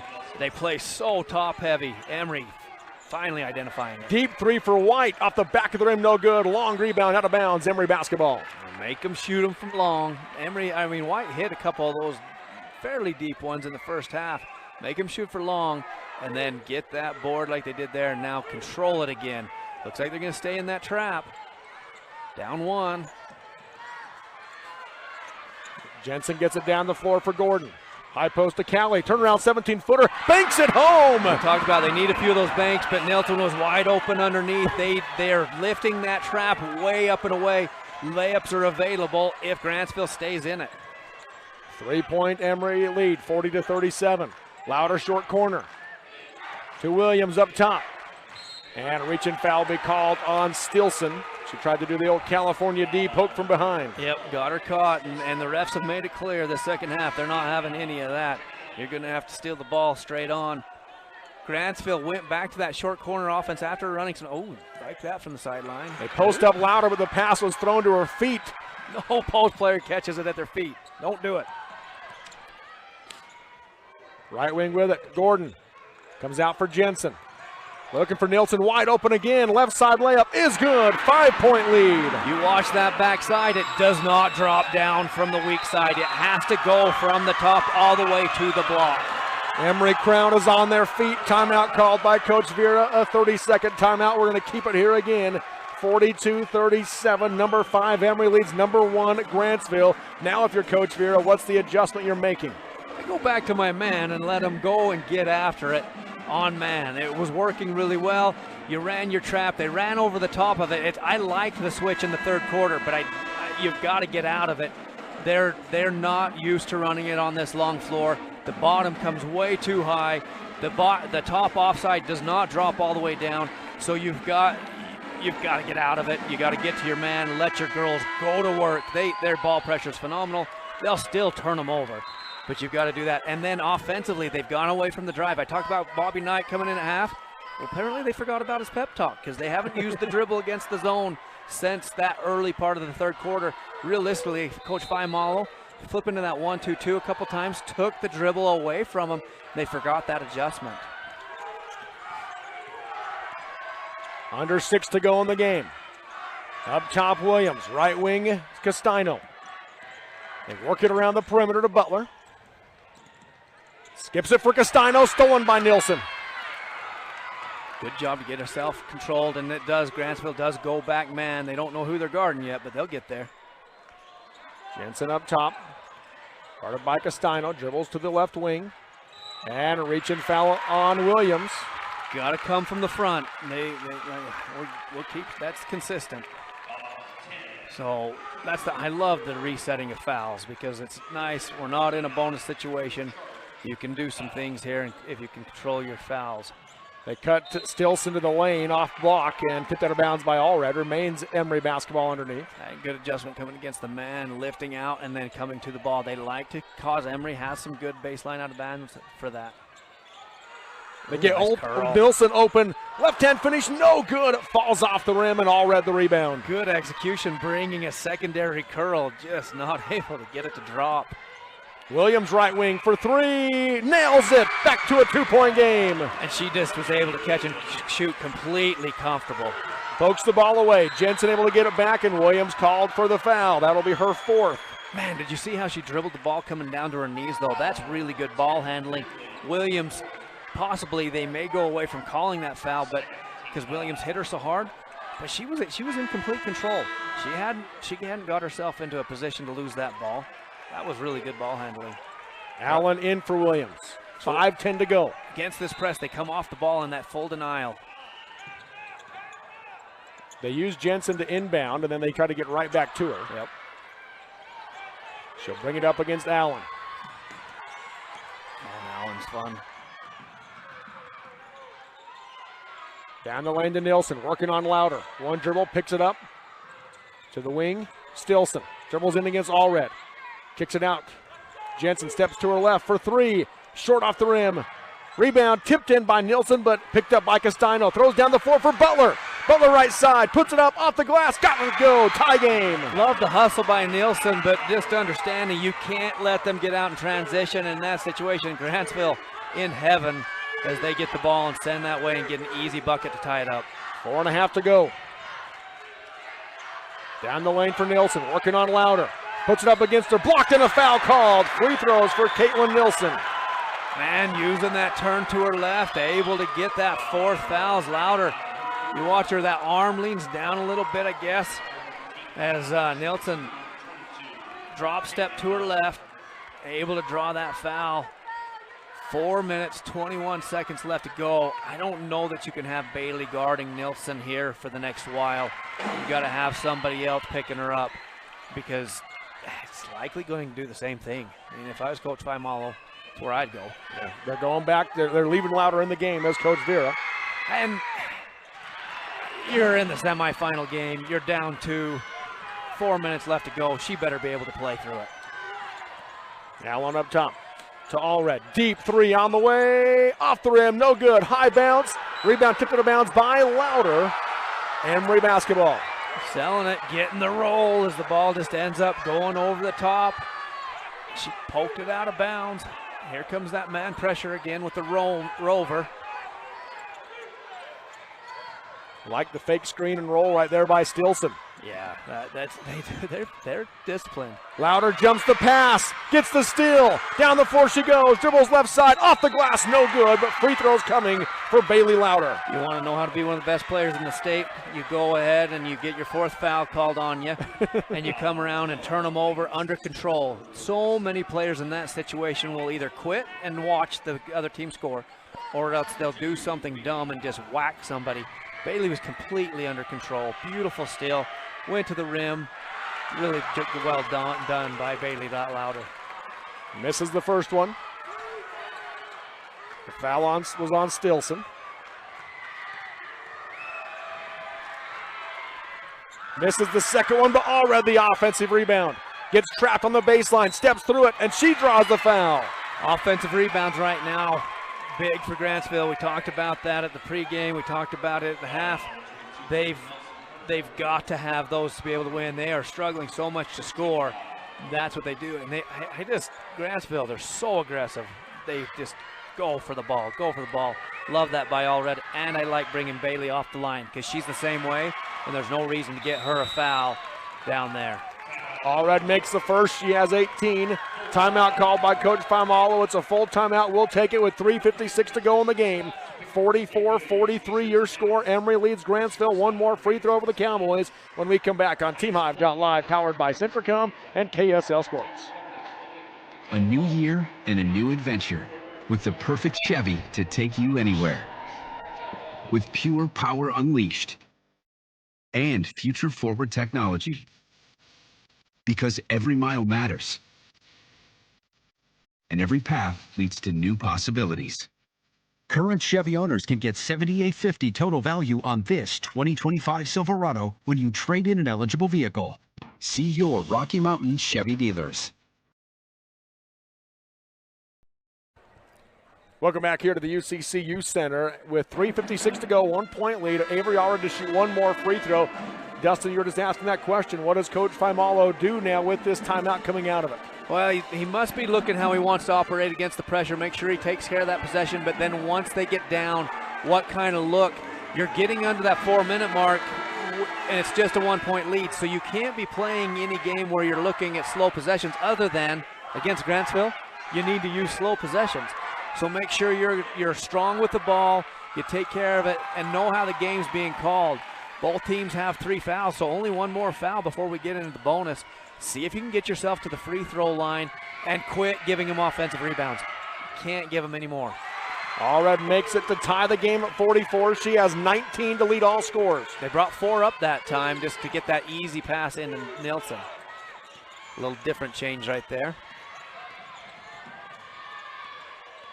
Jensen working away against Allen, backs out. Allen continues to put pressure on. Backdoor cut to Stilson for the left side lay-in. That is good basketball. Identify they're up. When you get high pressure, back cut that stuff, and you can get a layup. They lifted the defense out of the way. Allred runs into Callie, flips it up the left hand, no good. Ball's on the ground. Butler has it, and Coach Vera will get a timeout called to save the possession for the Cowboys. He uses the timeout really well and gets the bucket he needed, but on the other end still gives up an offensive board as Butler just going to work and getting that quick timeout to save the possession. So now Coach Vera calling a timeout. Let's keep it here this time around with a 2-point Emery lead. What's Coach Vera trying to work on? Obviously the timeout was to save the possession, right? But what are you adjusting to with 3:27 to go? You've got to find a way to make sure your man doesn't get back cut on like that again. He went in that 1-4 high, good call, easy back cut, got the layup. Make sure you don't get back cut, but stay aggressive. On the other side, offensively, just reaffirm what are we looking for against the zone. They tried going in here in the fourth quarter and posting Bailey, but that doesn't work against the zone because it's sucked in. You've got the Superman behind, you got the 2 guards standing in, and they're all just standing on her, so you can't pass it into her. You've got to stretch the zone with some movement and then see if you can get an easy one. And in reality, get the ball in the air and get Allred and Louder to go get you an offensive board. Just don't get over the back if you're Louder. Cody Williams does check back in as well for Grantsville. And she'll go get you an offensive board too. So you've got a bunch of attack dogs out there on the ball. They're going to stretch this zone. They've got some 3 looks at it, and it's open again. 4 low they go into Allred, cutting to the basket, counted and the foul. Avery Allred ties it and a chance to go in front. So coming out of that timeout, they shifted everything hard ball side. All red was open. She lifted, and then she dropped right down in there. I like that out of the timeout. You have to save a possession. Nothing better than if you can get the baseline out of bounds, execution to score. Execute against that zone. That was a great zone baseline out of bounds. Looked really good. For the lead. Got it, did all red. She has 22. 47-46 Grantsville. Jensen with it for Emery, will bring it down the floor. Spins against the pressure. High post to Cowley, gonna drive in against Louder. Gets cut off, looks for some help, tries to pass it out, off the hands of Williams into Jensen. Jensen, the runner, draws the foul. That'll be on Williams, her 5th. That is brutal. She is such a ball player, but I like the step through right there. If you watched, but if you hear, she went through Williams, and that put her on her side. And then when she reached out to score, it was that push shot, so it's way out in front. And the only way Williams is going to get to that ball is with a foul. And with 4 fouls, you've got to know. She's showing palms, but you just can't do it through their arms. Yeah. That step through was just really nice. Tough job by Jensen right there. Being aggressive. First free throw off the back of the rim, no good. And you talk about that playing to win, nothing to lose. Emery, they've had that motto all game long, and they've got the Cowboys with 3 minutes left to go in a 1-point game. Tie game. Jensen with 10. So Coach Vera, that's a slowdown wave usually. So I didn't know Grantsville had that in their vocabulary, but tell them to be under control.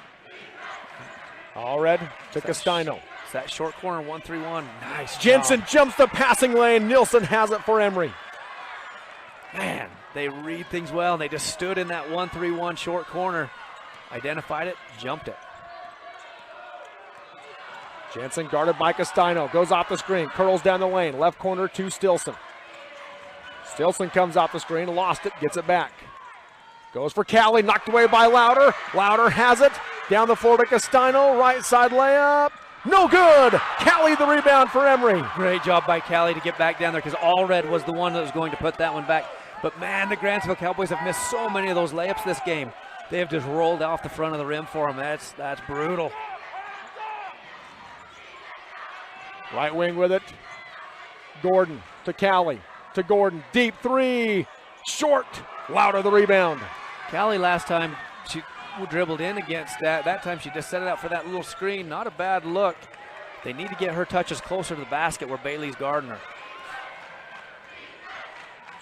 Right wing Castino to Allred. Switched out of their action. Working her way in, puts it up against Cowley. Round the rim, no good. Nielsen the rebound for Emery. Went with a little cut and then mainly 5 out and stand and watch. They've done a lot of that against this zone. 1:33 to go. Coach Faimalo will use his second to last timeout. He's wanting to draw it up, and last time he used one of these, he did get a great finish and layup with the back cut. Really interested to see what he's got drawn up right here as they pass the ball so well. Who's he going to go after? And what's it going to come out of? And if you're Coach Vera, go ahead. Is it that conversation for Coach Faimalo to get Cowley down low with Louder on her and try to go at her right there? That's what we were talking about before we hit this timeout. Is I didn't like that she caught so far away, because the first time when she caught 10 feet away, she took 2 hard dribbles and put herself in a position, and that opened up the floor a lot.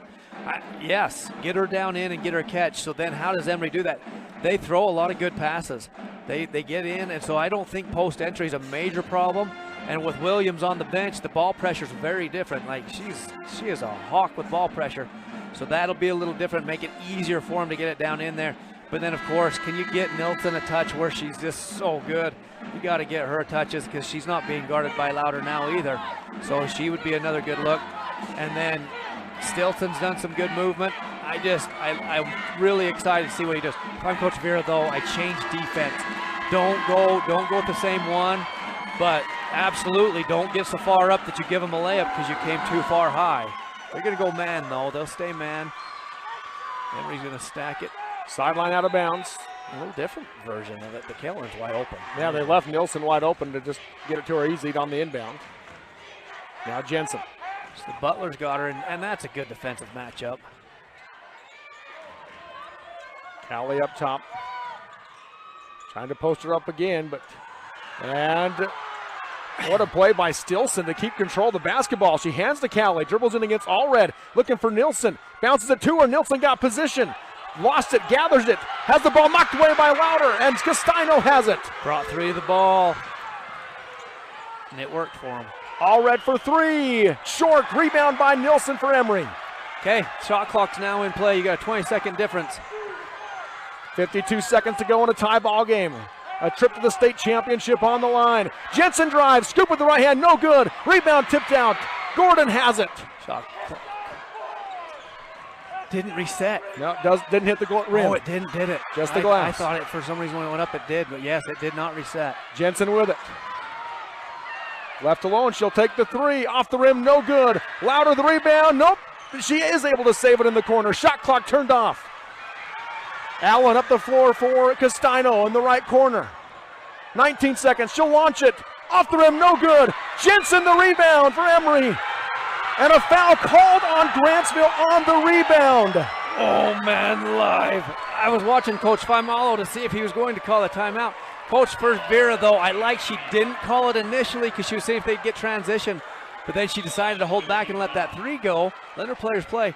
But I watched Coach Faimalo. He wasn't worried about it, and then the foul came instead. I was naturally thinking he might try to get something else, but good job hanging back, going to the free throw line with 14.8, a chance at the state championship coming up. Fourth foul on Butler. Jensen at the line. She's 3 for 4 in the game and has 10 points for Emery. Man, that's one you want going to the line. Hits the first one. So you got a timeout. Both coaches have one timeout left here. 14.8 seconds to go. That zone has caused it to where Bailey hasn't been able to drive nearly as much. Misses the second one. Louder the rebound for Grantsville. Sadly, probably no free basketball with that. Yeah. Timeout called by Coach Vera. It happened in the backcourt. So they will not have it in the front court here or at the timeline. So, Coach Faimalo, does he use his 1-2-2 that caused him some confusion? Or does he stay with the 2-3 that's just been nasty all game long and got him here in this situation with that 1 point lead? He's got a choice to make there defensively. If you're Coach Vera, you got to get Bailey the touch. Bailey or Allred, I don't know, it'd be either one of them. They're fantastic, but they're the ones. But you've shot how many threes down the stretch here? Quit shooting those, except for, I guess you could say, the offensive rebound opportunity. So, with 11.3 seconds left to go, make sure you shoot early enough. You've got it. A lot of teams will try to go where you're 8 and you don't have anything. These guys need to go early. They need to go now. 11 seconds, 3/4 court. Go now, get it up, and then crash that glass with everything you've got and put it back up for your win. So as they come out of the timeout, it'll be Butler, Louder, Allred, Castino, and Allen for Grantsville. Cowley, Stilson, Jensen, Nilsson, and Gordon for Emery. Leaving the Spartans Cowley in the middle of that upset. zone. Leaving Callie in the middle of the zone, so I'll expect it to be a 2-3, not 1-2-2 with Callie in the game. That's where she goes, right to that high post where she dropped down. Bailey's on the corner. And we got Louder in the far corner. Stretching out, gives them a little more room to drive at the hoop. Yep, Faimalo sends her back. Yep. Pass comes into Allen. Now she'll bring it up to Allred.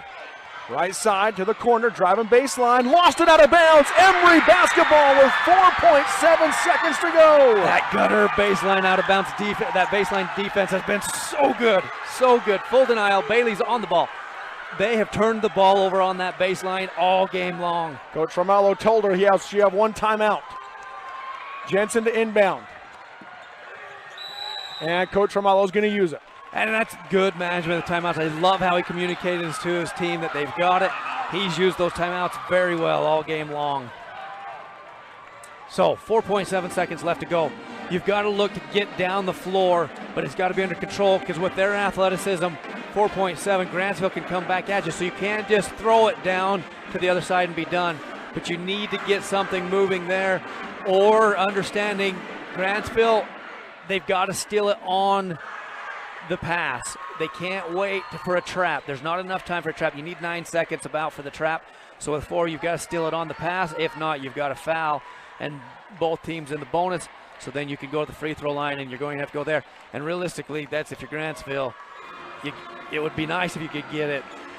They steal the ball so well, so you can't say before, but it wouldn't hurt to send him to the line a little bit before. But it can't be something weird where you give the official a chance for that intentional foul. Caitlin Nilsson, the top free throw shooter for Emery at 74%. As good as Callie Jensen has been today, she is only a 59% free throw shooter. And that's right now. She wouldn't be on the floor, but she does give you a good target. 1-4 high, so you're going to send someone home run. See who it is. Is it going to be Nilsson? Got an extra horn. Jensen to inbound. No one releases there. It took forever. They lob in, and Gordon makes the catch and will be fouled. Gordon is a 67% shooter for the Spartans. 3.4 seconds remain. So pretty good one. 3.4 is plenty of time, but you don't have any timeouts, so that looks different even off the miss. If it's off the make, there's some fun stuff that you can do to get the ball to the floor easily in 3-4. It has to be with the pass, can't be with the dribble. Off the miss, very different. You've got to have people sprinting out. And if you're Emery, you got to have people back so that they can test. Don't get overran on this. First one good from Gordon. Coach Fiamilo leaving him on the line. Maybe he's pointing-ish. Nope, he's going to hold with it. So they can. Grantsville can overrun the top of this in their transition. Got it. Gordon nails two. So what do you do to slow down? Louder from half court.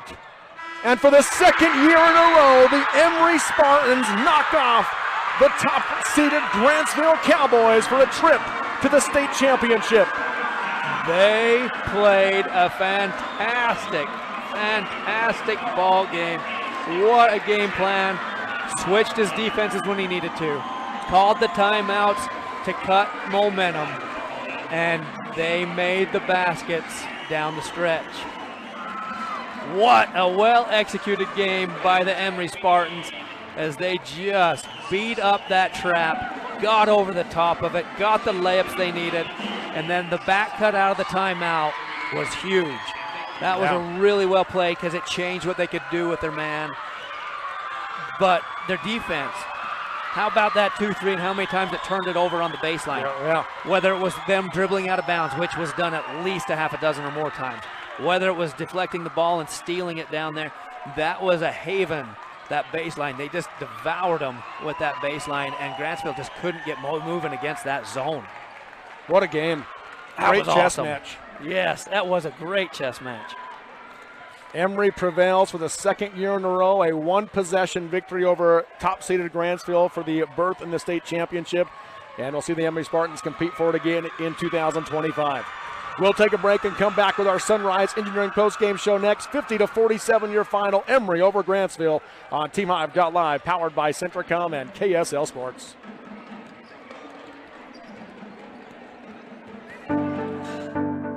I'm Dr. Brandon Beck, and I'm one of the general surgeons at Central Valley Medical Center. One of the best parts of my job as a general surgeon is to interact with a wide variety of people. And many of those people have experienced chronic conditions or painful things for many years, and there is nothing better than helping them to work through those conditions and to have an improved quality of life. I'm happy to be back in Utah at Central Valley Medical Center serving the people in our community. This is Nate Christensen at Zions Bank. We're not just your bank, we're your neighbors. And with a branch right around the corner, we're here for you wherever you are. For all your personal and business banking needs, come visit us and let us show you how Zions Bank is for you. These days, kids do a lot of their homework online. They talk to their teachers, they receive assignments, and they do research, all from our kitchen table. That's why I chose Centricom Fiber Internet. They have the fastest and most reliable connection, so my kids can stay on top of their schoolwork. Since 1947, Barney Trucking's #1 investment has been dependable truck drivers like you. That's why they provide their drivers with an opportunity to earn up to $75,000 a year driving state-of-the-art equipment. Barney Trucking is now hiring drivers in Utah, Sanpete, Sevier, Juab, Millard, Beaver, Iron, Carbon, and Emery counties. Barney Trucking offers a competitive wage, solid benefits, home daily schedules, and an excellent safety record. Apply today at barneyjobs.com. barneyjobs.com. State Bank of Southern Utah is not just another bank. We are your neighbors, your friends, and your local financial partners, interested in building long-term relationships. When you choose State Bank, you invest in our community. Your money stays here and is reinvested in friends and family, building Southern Utah. Each one of our 17 branches is staffed and ready to serve you. Come and experience the difference of true community banking at State Bank of Southern Utah. Live high school sports action on Centracom Channel 10 and the Mid-Utah Radio Sports Network.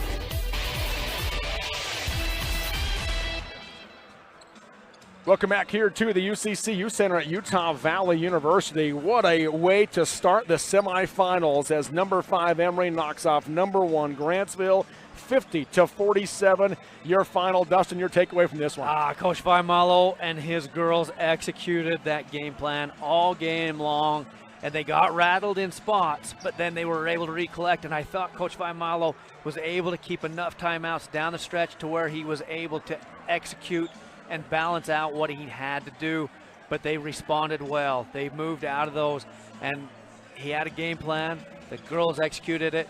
They got a few rolls to go their way, but their defense was nasty. I mean, you hold a Grantsville team that scores over 60 a game in the 40s. Yeah. That is phenomenal, and they switched to that 1-2-2 enough times that it threw off, because Grantsville did get a little bit of momentum against that 2-3, and as soon as they did, he flipped it just one possession. That's all he had to do, and then they changed the way they were attacking, and they went back to that short corner action that they just, Emery knows how to guard it. Everybody likes to use a 1-3-1 short corner.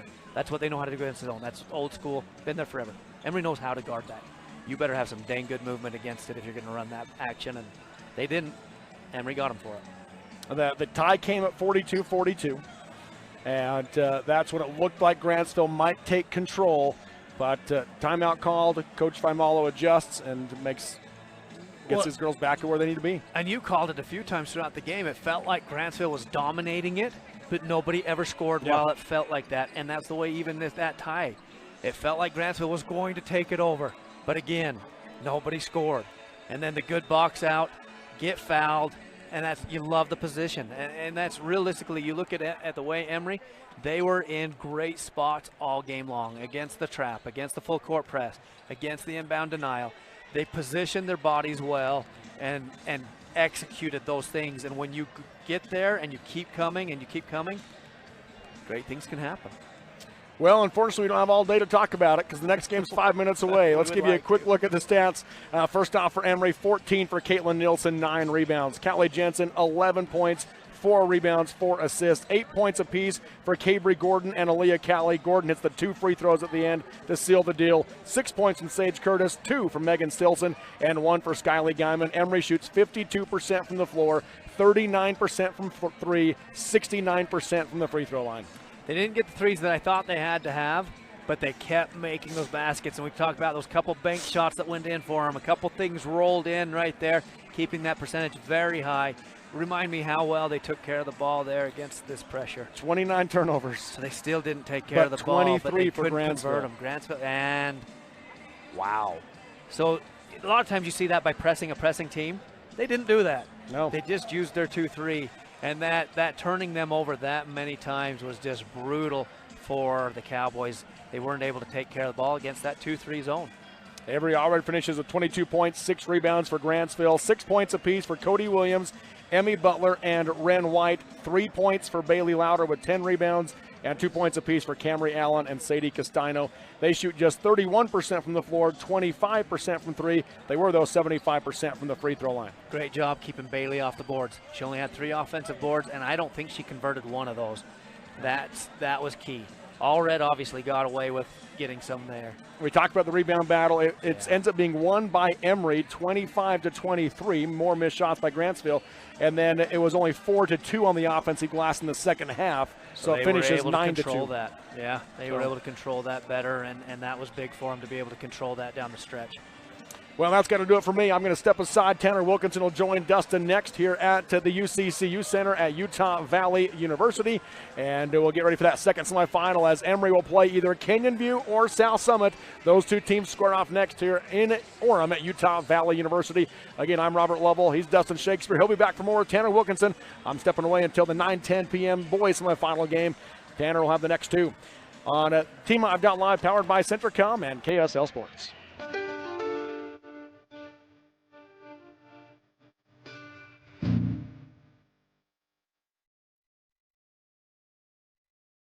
You've been listening to exciting high school basketball action on South Central Utah sports leaders, Mid-Utah Radio and Centricom Channel 10. This sports broadcast has been brought to you by sports-minded sponsors throughout South Central Utah. Join us next time for more exciting high school basketball action on Centricom Channel 10 and Mid-Utah Radio.